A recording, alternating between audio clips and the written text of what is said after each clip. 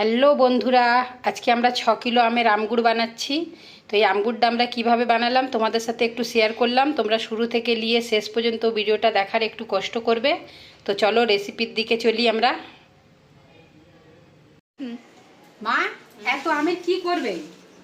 আমগুড় বানাবো। এত আমের কি হবে? এতগুলো লোক আছে, আমগুড় বানাবো। নমস্কার বন্ধুরা, তোমরা সবাই কেমন আছো? আশা করি সবাই ভালো আছো। তো আজকে আবার একটা নতুন রেসিপি নিয়ে চলে আসলাম। আজকে আমরা মিষ্টি আমগুড় বানাবো আমের। তো দেখো, তোমরা প্রথম থেকে নিয়ে শেষ পর্যন্ত ভিডিওটা দেখো, স্কিপ করো না প্লিজ। তো আমরা আজকে 6 কিলো আমের আমগুড় বানাচ্ছি। আমগুলো আমরা খুব ভালোভাবে ধুয়ে কেটে পরিষ্কার করে নিয়েছি। এবার আমরা আমগুড় বানাচ্ছি। তো চলো এবার রেসিপির দিকে যাই। প্রথমে আমরা একটা প্যান গরম করে নিয়েছি, আর এতে এবার সব পাঁচফোড়নগুলো দিয়ে দিলাম। সর্ষে, ধনে, জিরে, শুকনো লঙ্কা সব কিছু দিয়ে এটাকে শুকনো খোলাতে ভেজে নেবো। আমরা সব মশলাগুলোকে ভেজে ভালো করে গুঁড়ো করে নেব। তো এখানে দেখো আমার মা এই সব মশলাগুলোকে ভাজা করে নিচ্ছে। মশলাটা আমাদের ভাজা হয়ে গেছে। এবার আমরা এটাকে গুঁড়ো করে রেখে দেবো। যতক্ষণে আমাদের আমগুলো ভাজা হচ্ছে ততক্ষণে আমরা এখানে গুড়গুলোকে একটু ভেঙে নিচ্ছি।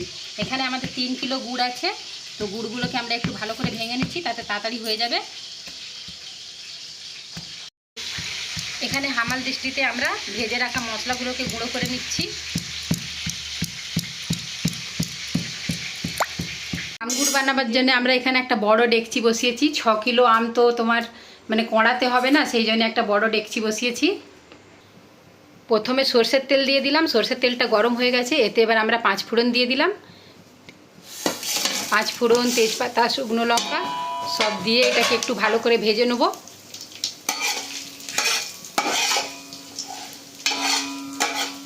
এবার এতে আমরা আমগুলো দিয়ে দিলাম। কেটে রাখা আমগুলো দিয়ে একটু ভালো করে ভেজে নেব।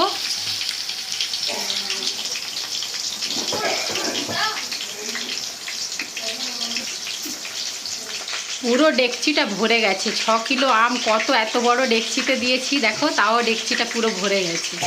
এবার আমগুলোকে আস্তে আস্তে করে নেড়ে নেড়ে ভাজা করতে হবে। আমটা আমাদের ভাজা হয়ে গেছে। এতে এবার আমরা হলদি গুঁড়ো দিয়ে দিলাম, দিয়ে আরও কিছুটা ভাজা করব। ভালোভাবে ভাজা হয়ে গেছে। এতে এবার আমরা গুড় দিয়ে দেবো। গুড়টা, যেই গুঁড়োটাকে গুঁড়ো করে রেখেছিলাম, গুড়টা দিয়ে দিলাম পুরো। গুড় একটু তোমরা ভাববে কি এতটা কম কেন গুড় দিয়েছো? আমটা খুবই মিষ্টি, যার কারণে আমরা 3 কিলো গুড় দিয়েছি।